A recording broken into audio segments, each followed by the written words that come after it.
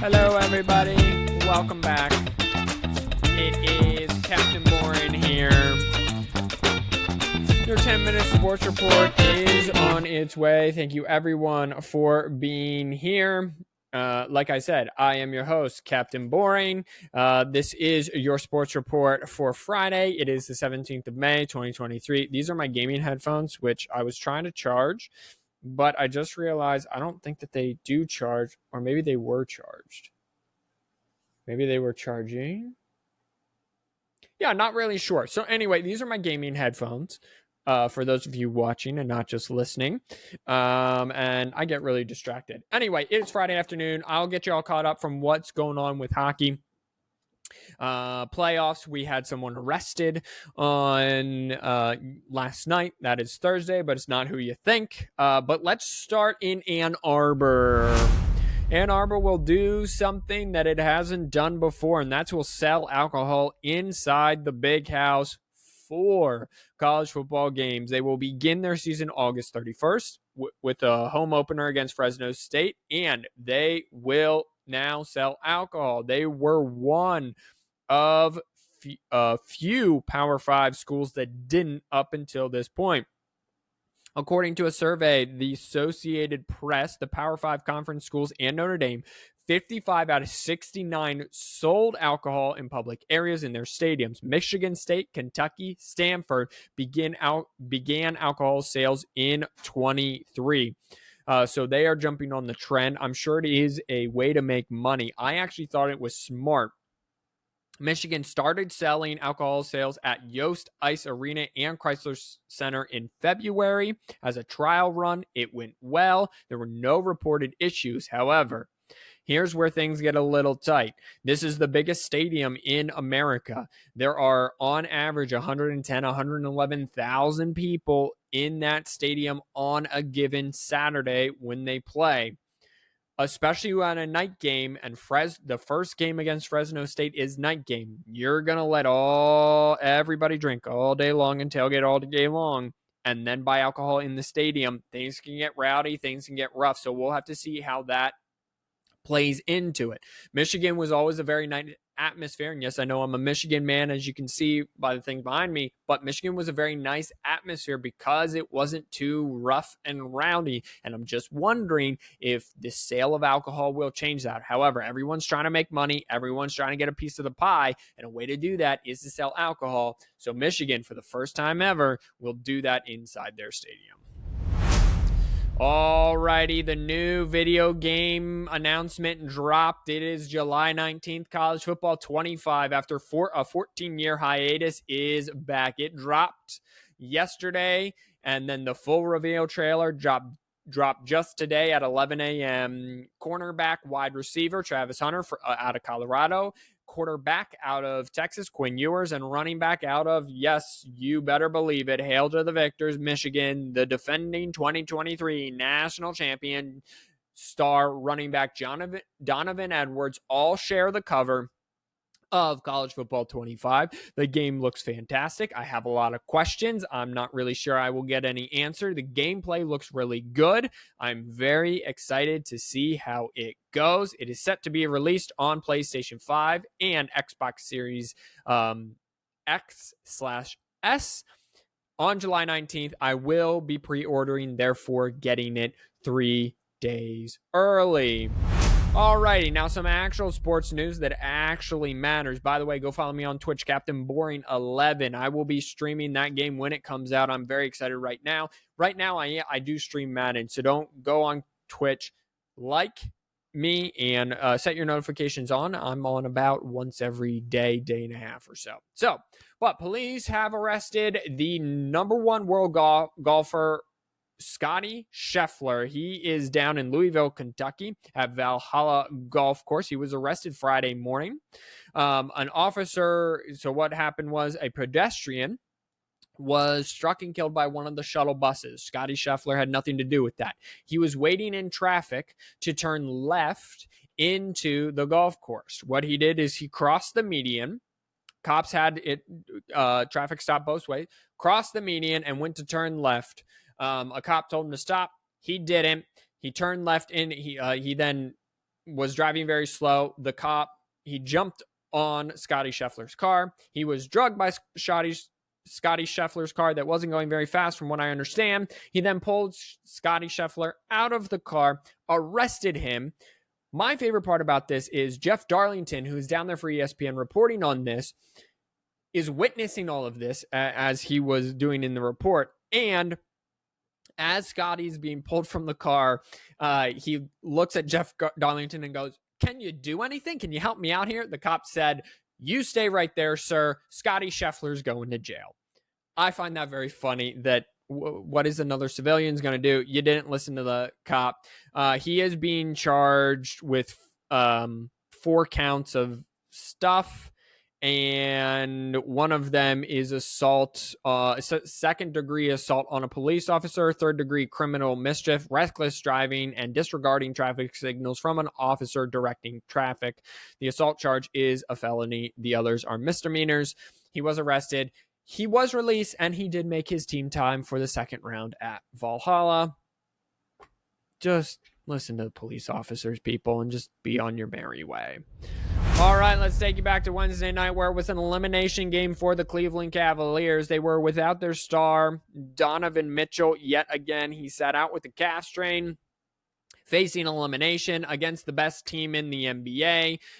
All 5 starters scored in double figures, and I'll just let you know right now, it did not go the Cavs' way. 113-98, Boston Celtics wrapped that up. They have now gone 5 games in their first series, 5 games in the second. They now await the winner of the New York Knicks and Indiana Pacers, so they get some much-needed time off. Also, on Wednesday, it was Game 5, a pivotal Game 5. Everyone knows 83% of Game 5 winners, when the series is decided to, go on to win that series. Well, 83% of the time, it works every time. LOL. Anchorman reference. The Dallas Mavericks walked into Oklahoma City and got a 104-92 victory behind 31 points, 11 assists, 10 rebounds. That is a triple-double for those of you keeping track at home. Luka Doncic produced those numbers, 104-92. They take a 3-game 2-2 series lead, push the number 1 seed in the West, Oklahoma City Thunder, to the brink of elimination. By the way, Game 6 is in Dallas. And then last night, it was Game 6.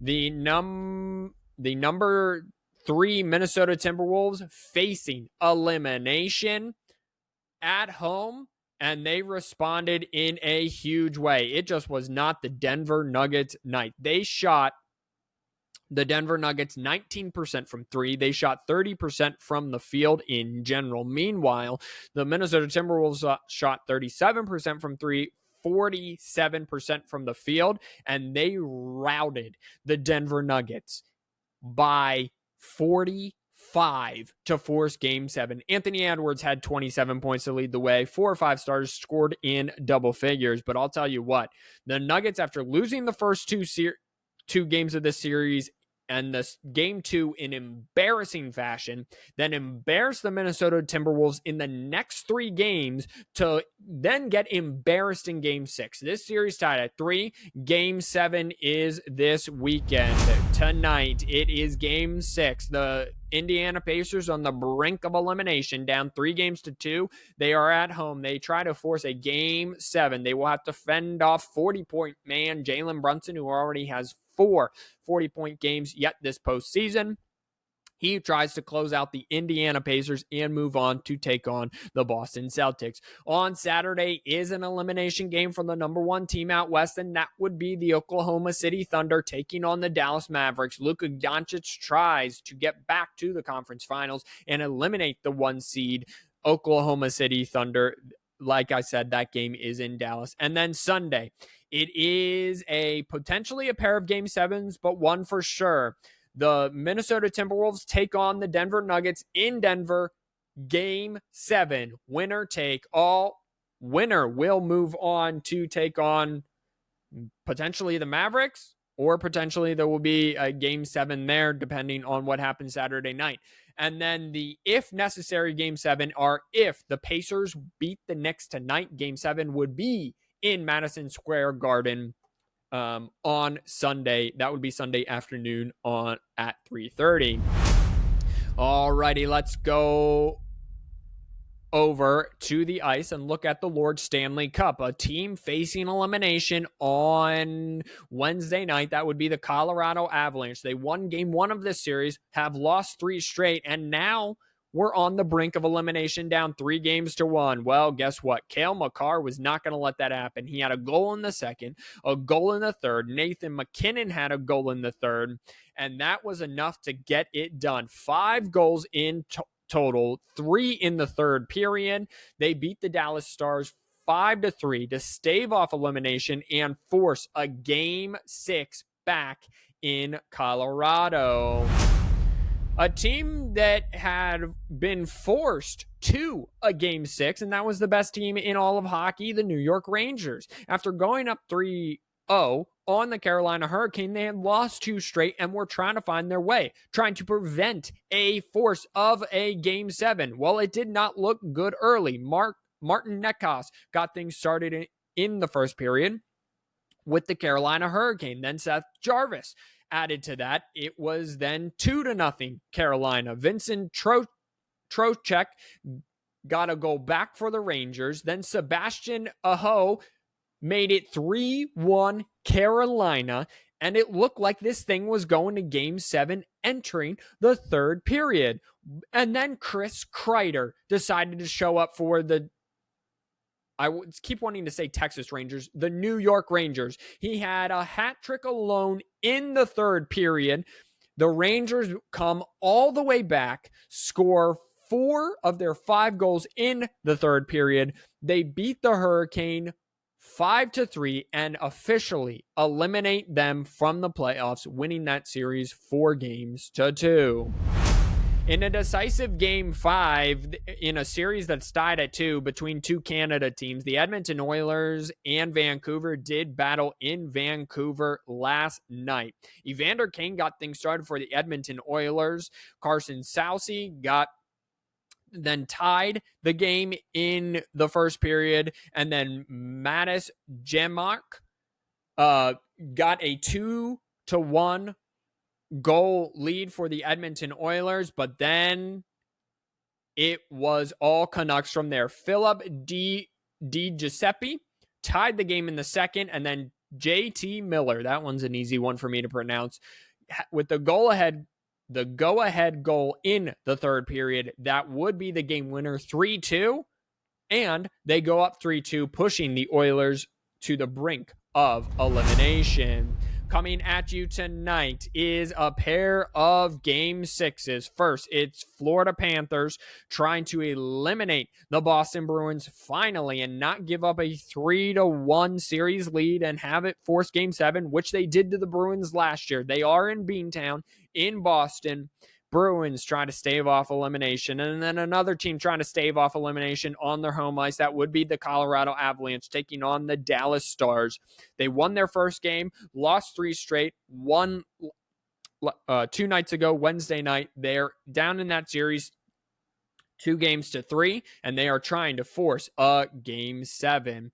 On Saturday night, it is Game 6 between the Vancouver Canucks and the Edmonton Oilers. Another home team trying to stave off elimination. This time it's the Oilers.